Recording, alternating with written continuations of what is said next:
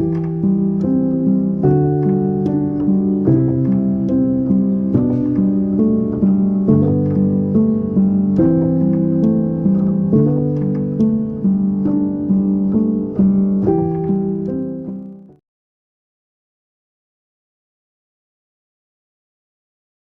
everybody, it is 5 to 11 in the morning on Monday, and we're starting this vlog off where I am just already done with the day today. It has just been very annoying today for me so far.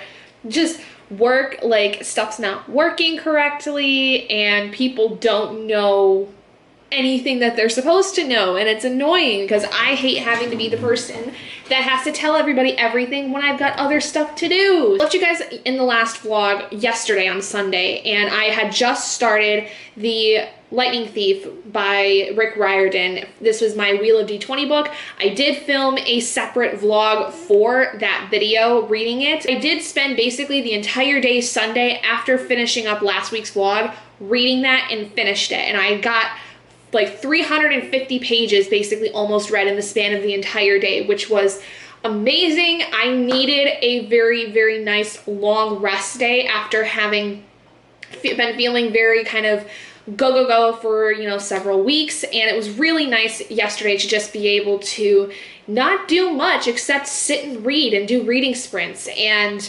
Robert had got home fairly early in the day after my friends had left from the birthday celebration we had for my friend Megan. It was really nice just to spend the whole day basically at home with Robert and Oscar and not really do much of anything.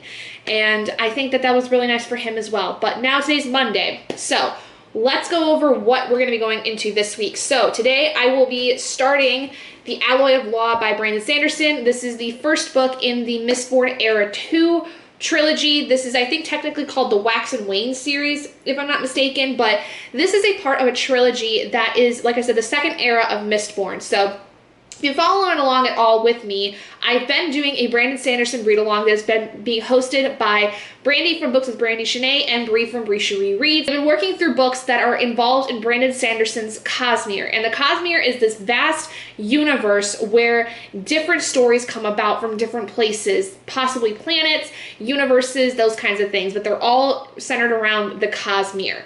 And in Mistborn Era 1, we read the story of Vin, basically her coming of age story where she takes down the Lord Ruler and other things ensue from there. We find out who is what is called the Hero of Ages, who basically is supposed to fix a ton of things that had gone wrong 1,000 years before. Now this series takes place 300 years after the events of what happens in Era 1, so at the very end of the Hero of Ages, we end off that series, and then the Alloy of Law picks up 300 years later.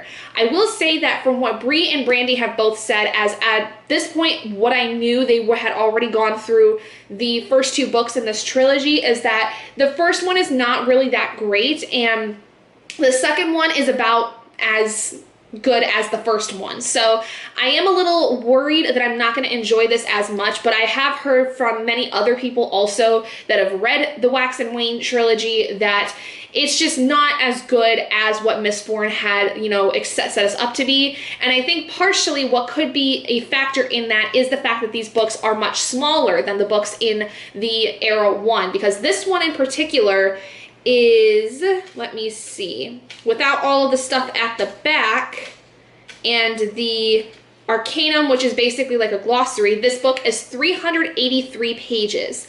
This is about half of what we would see in Era 1. So I am a little worried about how that's going to go. So this week I would like to get through the entirety of this book. I do have the audiobook through my Libby app that I can read alongside so that I can get through this a little bit quicker. And then I also want to get through one of the first of two novellas that we need to read for this month in June, which is called Allomancer Jack. It is a side story that is involved in the Mistborn world specifically. And then after that, I want to get to Shadows of Self, which is book 2, and then even possibly get started with book 3, which is called Bands of Mourning. Now, I don't know whether or not I will 100% get to Bands of Mourning by the end of this week, but I would really like to try to, because the live show for this is on the 9th, and so I don't have much time. I have only a couple of weeks to get through the rest of this. But I also don't think I'm going to even be able to attend the live show because of the fact that that is my birthday weekend, and I don't know whether or not Robert has things planned for my birthday weekend.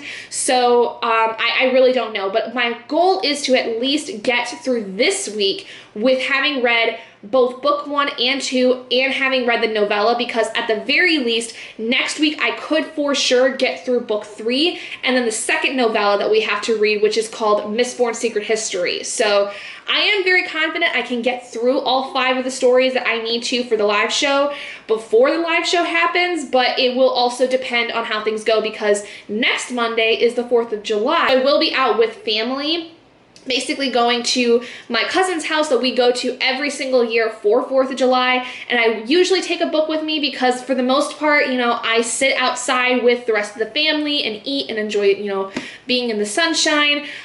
So I don't think it's going to be too much for me to just find some time to read during the 4th. Then on next Friday, I am taking the day off from work for my birthday, because next Friday, July 8th, is my birthday. I will be turning 25 years old.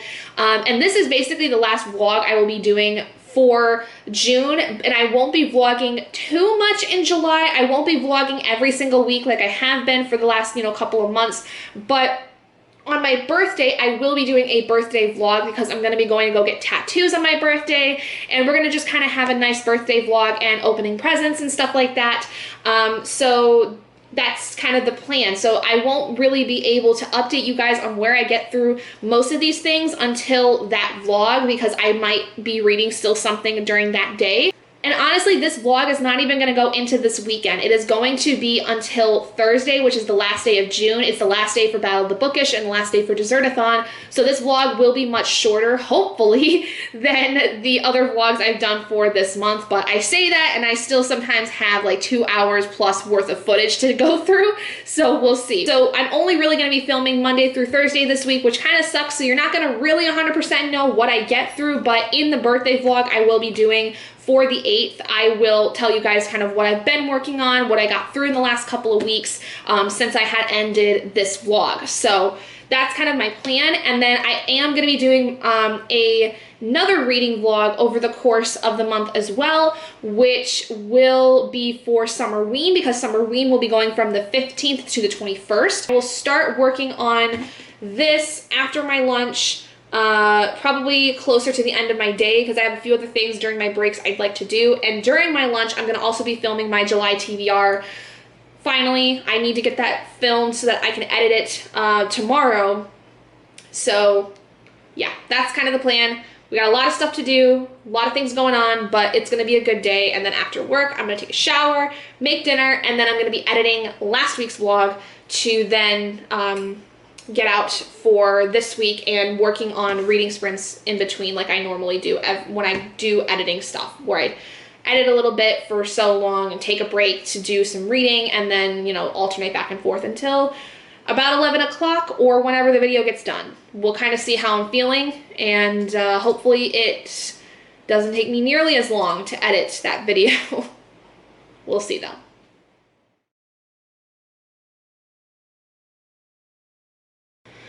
Good morning, guys. It is 10 a.m. right now. I'm taking a short break from work just to give you guys a little update on how things are going. So last night I did officially start The Alloy of Law by Brandon Sanderson. I am now 60 pages into this, and I don't know how I feel about it. I really don't. I'm listening to the audiobook as well, so it's making it a little easier to like get involved in the story, but I already can tell why Bree and Brandy did not seem to like this very much, because they were saying that it was really boring and that not a lot seemed to have happened. The most I can say is that basically we are following I don't know if necessarily he's a young man, like he might be like late 20s going into his 30s, but basically he is what's called a twin-born in the Mistborn world, where essentially he not only has mist capabilities like allomancy, where he basically has allomancy and ferrochemy, which ferrochemy is a ability that only the Terrace back in the Mistborn Era 1 series had been known to have. And it basically was an ability where you could store your powers in certain metals that would be used in allomancy. So As opposed to ingesting the metals that would then give you certain abilities, you could store your abilities inside metals, like pieces of jewelry, for instance, that were made of these metals, and you could draw on them to then make yourself heavier or lighter, or essentially use any kind of ability that those metals would use. So this is a brand new thing, first of all, that we've seen, because like I said, this was something that was not brought up at all in Era 1.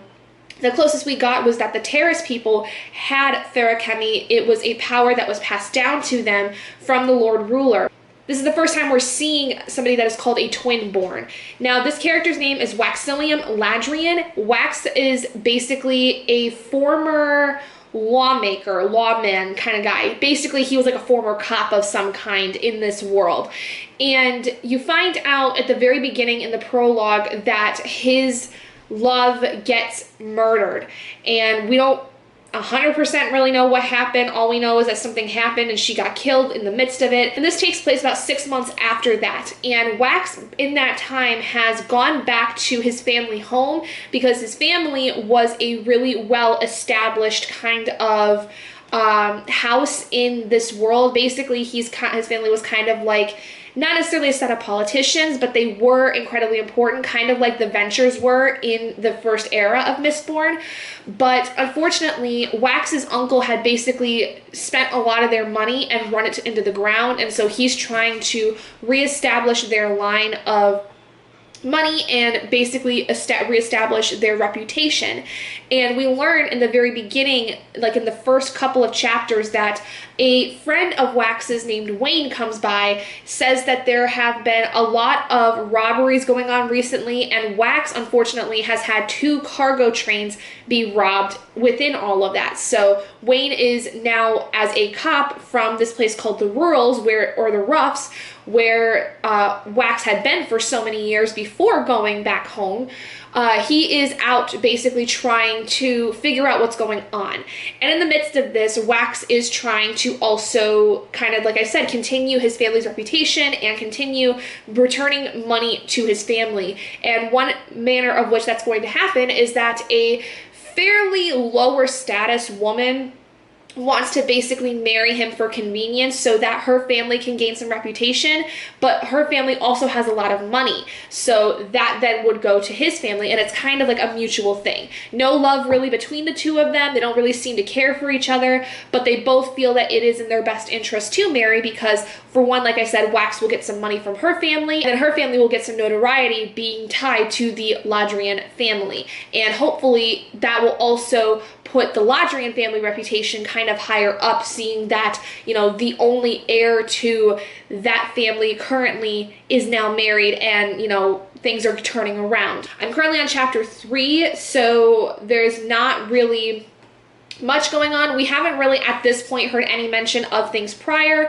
The only big difference is that, like Bree and Brandy had said before, the biggest thing here is that there are guns involved in this world. Now, essentially what that entails is that instead of people being coin shots or using coins to push and pull themselves in different directions, they use bullet casings instead, which I don't understand what the importance of that is. I don't understand at this point why that was necessary to involve in this world. I think it would have been a lot, you know, better just to keep the coins, but I wonder if this is supposed to be one of the biggest implementations of the technology that had basically developed over time, because this series does take place 300 years after the end of the Hero of Ages, at the end of Mistborn Era 1. So obviously technology would have advanced, all these things, but I don't see the point right now of the guns. I don't see the point in using bullet casings when coins are just fine enough. Like, is there no such thing as coin currency in this world anymore?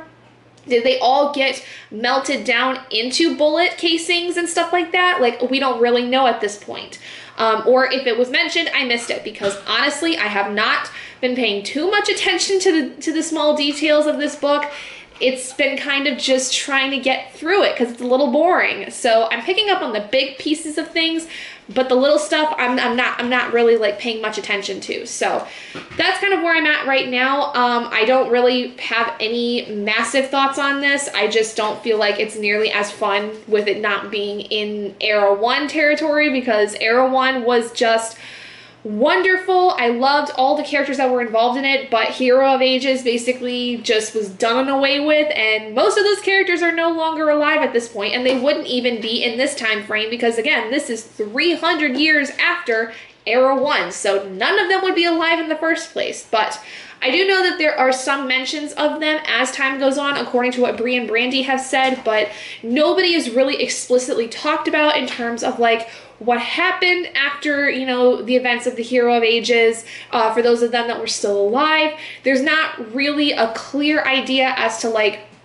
what their influence was on the current society, if there was at all. It almost seems as if like a lot of this stuff got pushed under the rug, or they just were ignored, or, you know, so much time had gone on, people forgot about them kind of thing. But there's some small groups of people who might still have some of the history, you know, involved in their life and their culture, but as of now, not really much has been divulged about any of that. So I'm not gonna really put my hopes and my bets on the fact that that's gonna be a big part of this series at all. I have a feeling that this is gonna go into a whole new area to where it's almost gonna be questioning whether or not this should have been a part of the Mistborn world, because from what I understand, it doesn't really play on anything at this point what is going on in Mistborn. But knowing Brandon Sanderson, it is entirely possible that there will be some small, what seems to be insignificant thing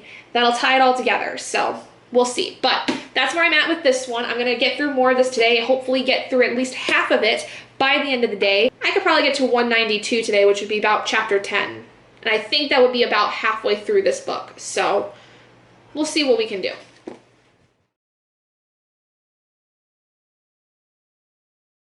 Hey guys, so it is just after 10 o'clock in the evening on Wednesday. I have not had a chance to vlog at all today because I had a really busy work day, first of all, and then the evening just kind of got away from me. Not like crazy busy or anything, more so just I basically spent the whole evening reading the second half of The Alloy of Law. And so I did finish this, and I gave it 2 stars. So here's the thing. I like the idea of this being set so much further into the era of Mistborn. And this is supposed to be kind of a 20th century inspired kind of time frame.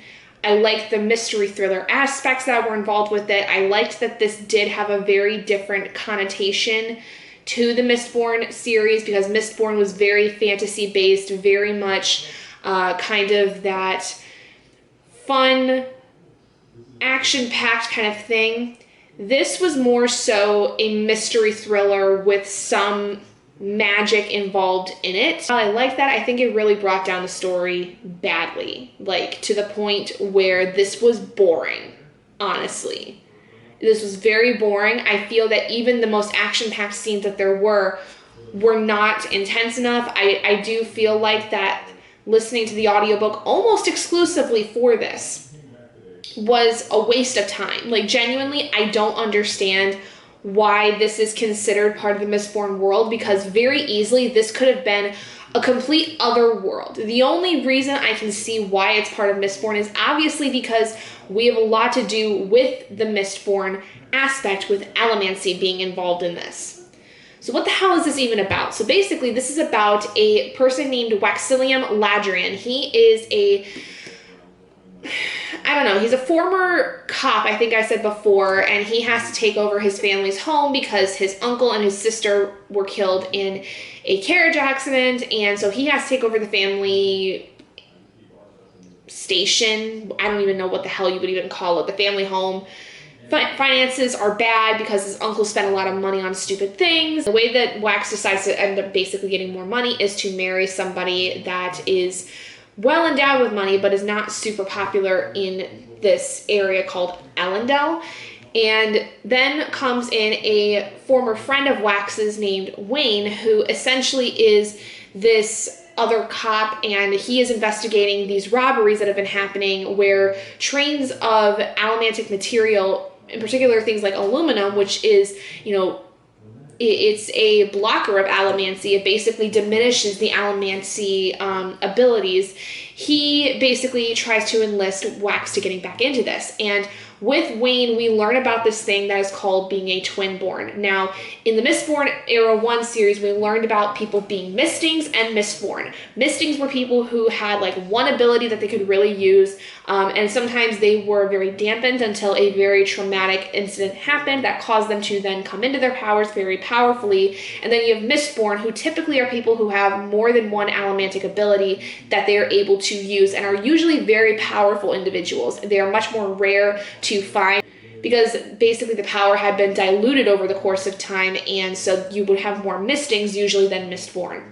Well, in this time frame, we apparently have what are called twin-borns, which are people who not only have one allomantic ability, but they are also born with a feruchemical ability, which feruchemy, when we learned in the first era, was all about this idea of storing powers inside of metals, things that would then be worn as jewelry on a person, and they could store those powers in them and then draw on them into their bodies to then use those powers as they saw fit. First of all, that's a very rare thing to have happened in Mistborn. The only people who had that were the Terrace people that had any ability of feruchemy. So obviously over the course of 300 years, there have been probably very many Terrace people in basically getting themselves involved with Mistborn and Mistings, and so then you have this whole generation, several generations possibly even, of people who have these abilities and become twin-born. Basically in this you have Wax and Wayne not only trying to upkeep Wax's image in this world, but then also find out what's going on with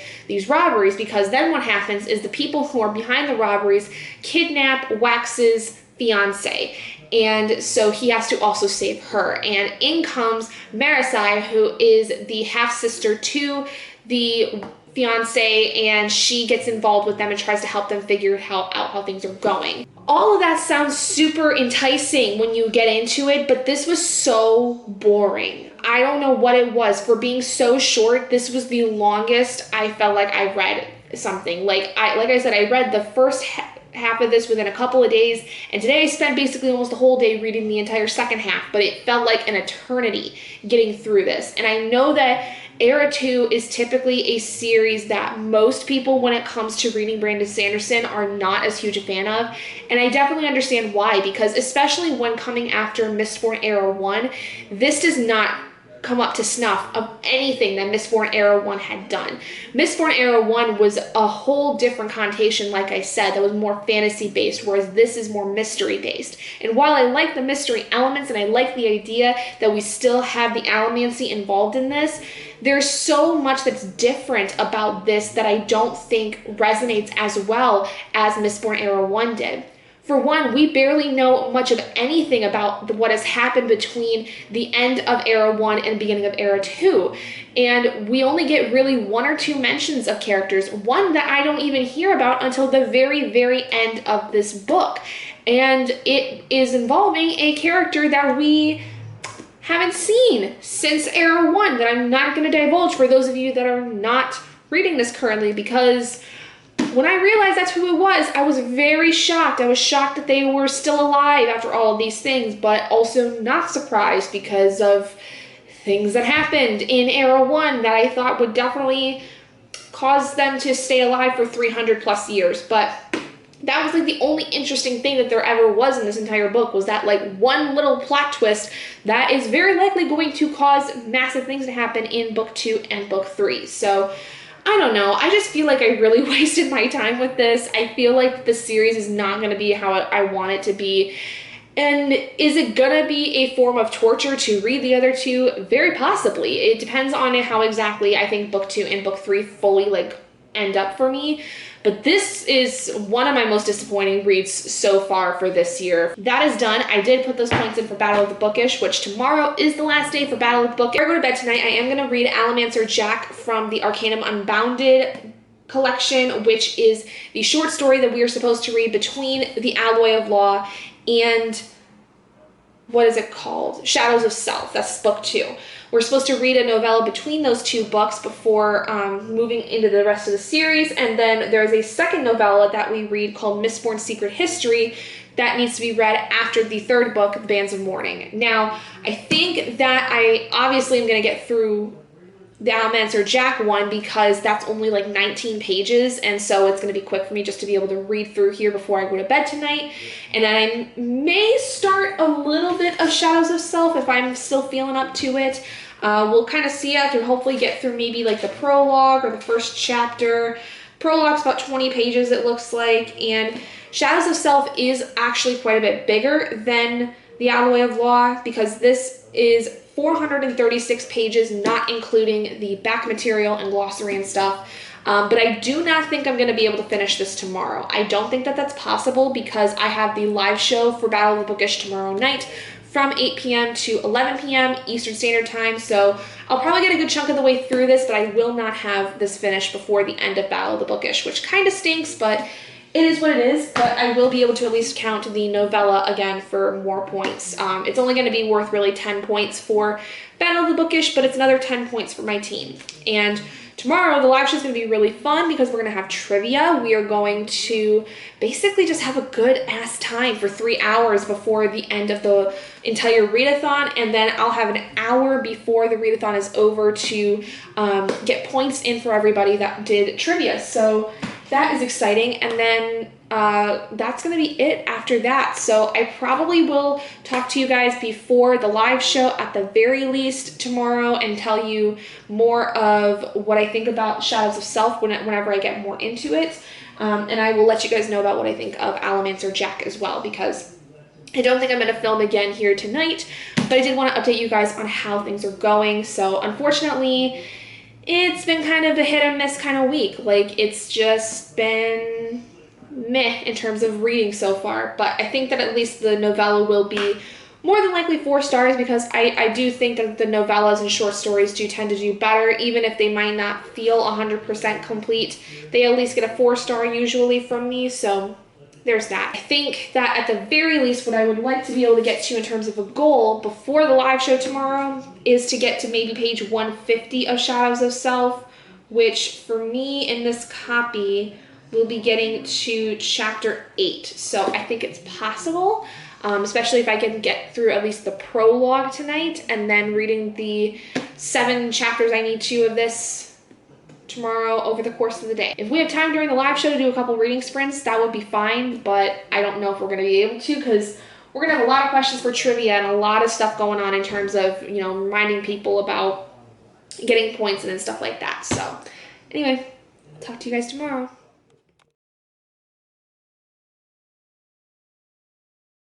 Hey guys, so it's just after 7 p.m. right now, and I am getting stuff prepared for the live show. So we go on in less than an hour, just getting some stuff basically prepped for beforehand.